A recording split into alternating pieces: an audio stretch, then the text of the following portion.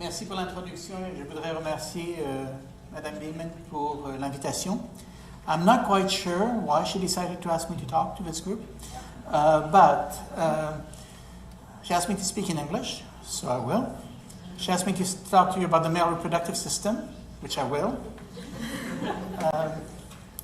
And we will get going. So, male reproductive system. Most people think of the male reproductive system as all being below the waist. It's not. It begins in the brain. Debatable for some, but at least above the neck. So the brain controls the pituitary, effects on the thyroid. You've just heard about the thyroid. The heart, the kidneys, the genitalia, the skin, the bone are all part of the male reproductive system. They all respond to androgens. Androgens are made in the testis, and we're going to say a lot more about androgens. So what are we concerned about? Why is there an environmental issue in male reproduction? Back in the 90s, a study came out indicating that over several decades, there had been a decrease in the number of sperm produced by men. And that as we would go on in time, men would stop producing sperm altogether. And women would have to live with the sperm that have been stored by a few people. In fact, that's wrong. There has been a decrease, but that decrease is very much a function of the region you live in. So if you're in Denmark, you got problems. If you're in Finland, you don't. So it really depends on the region. We need some large studies, long-term studies. They're underway in Europe, they're underway in the US. There's some in Canada, not as big. There is a tendency towards a decrease in industrialized areas. And that gets to the point that was just made, that in fact the environment seems to play a role as to whether there's a decrease in sperm count. So that was the first factor that people noticed. Second factor, increase in testis cancer. Again, Denmark in Europe, Denmark is the worst country. Significant increase in testis cancer. Young men have testicular cancer, and I'll show you the age curve in a minute. If you look at North America, US and Canada are about the same increase in the incidence of testicular cancer. Testis cancer is highly curable. Unlike breast cancer, you can get 95% cure rate of testis cancer if it's detected early enough. So the death rate is very low. And so you have an issue of survival. The men who survive are cured because they have been given a whole bunch of drugs. And those drugs have damaged their germ cells. So what are the consequences of that? And that's a whole other talk. If you look at the age distribution of cancer, you see that it is young men who have testicular cancer. If you get above a certain age, you stop having it. That cancer is almost certainly been initiated by what happened during gestation. You've just heard about that from Isabel. It's the same thing for the cancer as it is for the breast as it is for the testis. Early exposures result in effects when you're an adult. A third factor is something called hypospadias, where the opening of the urethra is not at the tip of the penis, but halfway down, or at some point down the shaft of the penis. The incidence of that has also been going up. So now we have three factors that have all been going up over many years. You look at those factors and you say, well, what's in common with them? And you say, well, they all relate to what happens to the germ cells and to the Leydig cells, the cells that have the two main functions in the testis. The testis lives for two reasons. It makes androgens and it makes sperm. Both of those are being affected. And there's a fellow in Denmark by the name of Skakeback who came up with the word testicular dysgenesis syndrome, TDS. And the idea is that TDS has some genetic components, but he hypothesized, and that's going back in the 90s, that environmental factors, exposure to certain chemicals, particularly early in life, was triggering this condition. So what kind of chemicals? Is there in fact good data to say that endocrine disruptors, chemicals that block the communication that you've just heard about, that those chemicals can affect development of the testes? So there are many examples we can look at. I'm going to give you one example of endocrine disruption and the effects on male reproduction. That was done by an intermediary between Isabelle and I. So one of my postdoctoral fellows was Daniel Sear, and he was her thesis supervisor. And he did a study where he ended up looking at fish in a place you know well. Went to different areas and looked at the fish and looked at the minnows. Minnows are sort of like the birds, the canaries in the mine. They tell you about what's going to happen in that environment. And he looked at the sex ratio of those animals. And what he found is that depending on where you took the minnows from, the proportion of fish that were intersex, in other words, there had been males that had been feminized by the environment, the proportion went up as you went downriver. The dumping sites for our waste is here. Our waste contains estrogenic chemicals.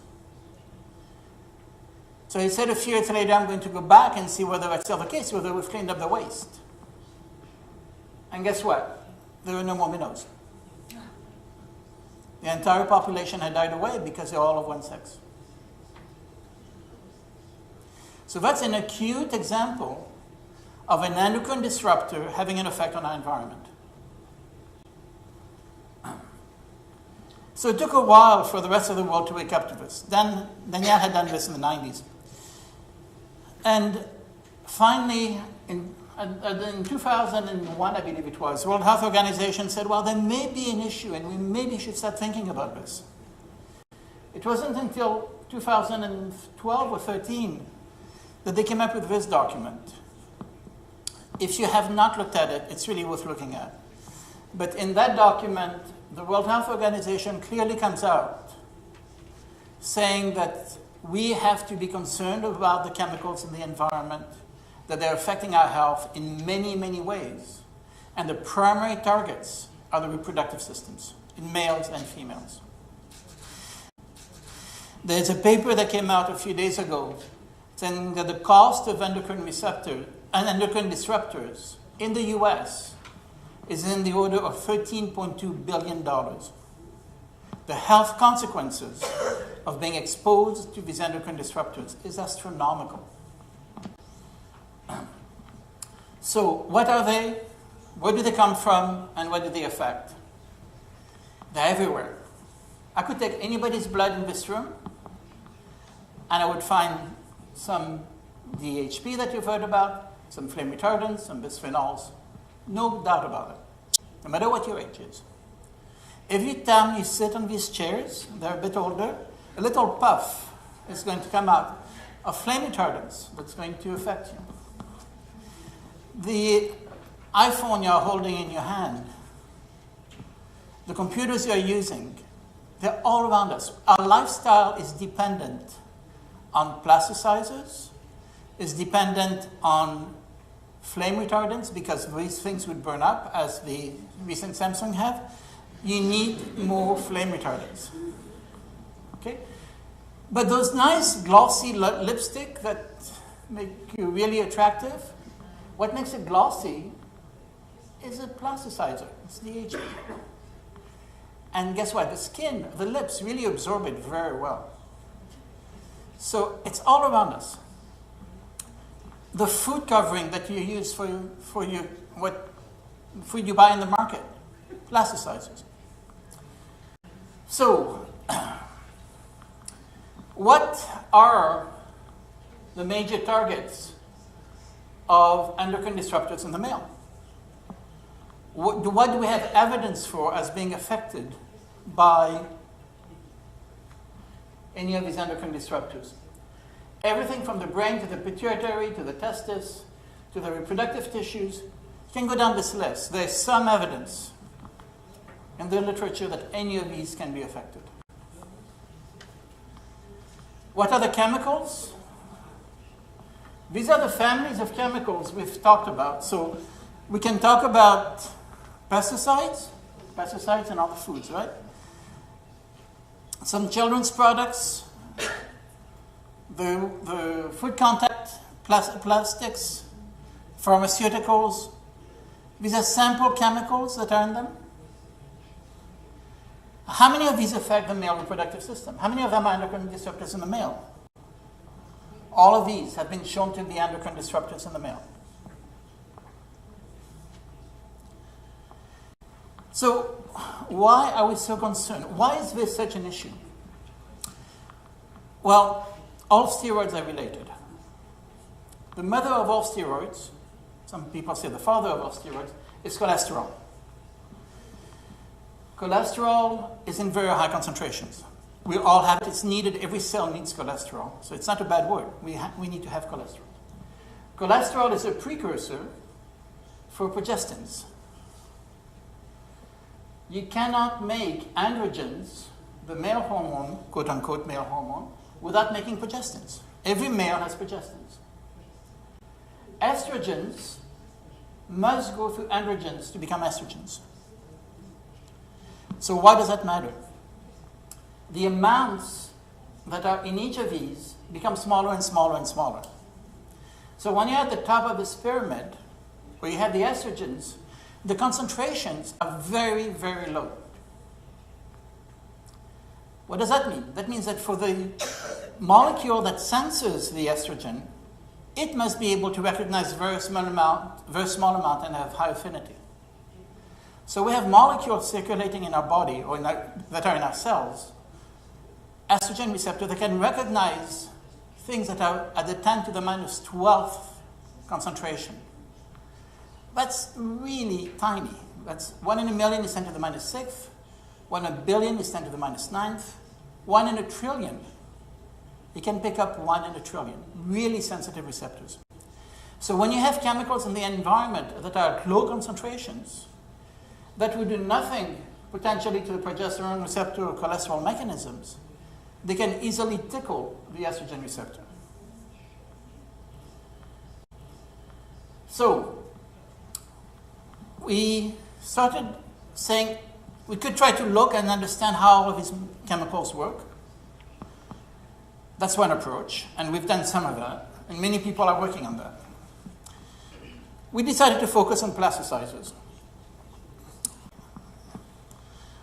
Plasticizers are in huge amounts. The World Health Organization, in that book I showed you, has identified a list of endpoints in the male reproductive system that are all affected by plasticizers.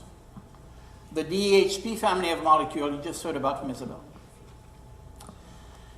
So we said, okay, we need to study this, but that's not what we want. What we really want is to get rid of this. So we need to come up with green replacements. And so we talked to people in our Department of Chemical Engineering. And we said, can we get together? You guys you keep on making new plasticizers. We don't want to have one chemical banned at a time. So let me take a little side trip. Bisphenol A. Canada was the first country to ban bisphenol A. We're all very proud of that. Bisphenol A cannot be in baby bottles. Bisphenol A is in the lining of all the cans that you have. When you open a can of soup or vegetables and you see this white lining, that's bisphenol A. Companies started being pressured to remove bisphenol A. So what happened? Well, they still needed to use a replacement. So they used bisphenol S and bisphenol F.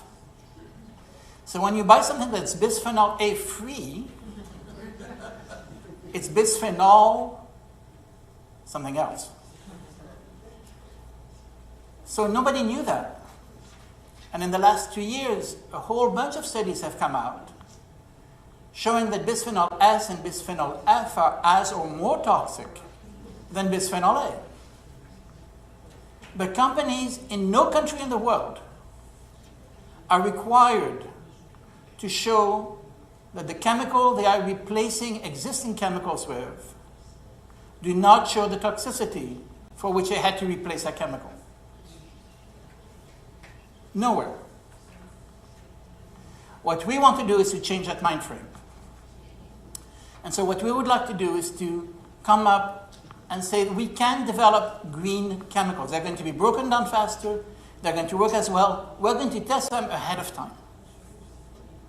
And so we had to use DEHP as our initial compound, and we looked at a whole bunch of endpoints within the male reproductive system. We looked at other tissues. We gave tissues to Isabel for the breast, but we also give tissues to other people for different tissues. Dr. Papadopoulos got the adrenals and so on. We wanted to understand exactly what was happening to these animals after we exposed them. And what did we expose them to? Well, we exposed them to DEHP, and we found that the markers we would expect to be affected were affected. So that's good. Not all of them were affected, but most were. We then used DINCH. DINCH is produced by BASF, it's a German company. And they put this out as a green plasticizers. And the reason it's green is because it gets broken down faster. But until we started working on this chemical, there had not been a single scientific publication on the toxicity of DINCH. So they're not happy with us. We've heard from their lawyers. And then we started with 20 chemicals that the chemical engineers made. We tested them for their chemical engineering properties. We then tested them on 11 different cell lines. And we took the 2 chemicals that showed nothing. Now this is as backward science, right? Normally you treat something and you want to look for an effect. So we treated and we wanted to look for nothing. It's going to get hard to publish the papers, but we've got in somehow. But we did find 2 out of the 20 that showed very, very little. And so we treated animals with these, with this, and with that. And so far, for every endpoint we've seen, they are pretty good. That doesn't mean they are safe. There is no such thing as a safe chemical. It just says they're safer than these. We can't do without them, but we hopefully will get better chemicals. And so we've just put together a large team of people, including people in management school, lawyers, people from Health Canada, people from the Environmental Defense Fund, people from the European Community. And the whole objective of what we want to do is to come up with responsible replacements for chemicals. We cannot deal with this one chemical at a time. It has to be a change in the philosophy of how we look at chemicals. None of this work would have been possible without a wonderful team of people and collaborators and funding from several agencies. Thank you.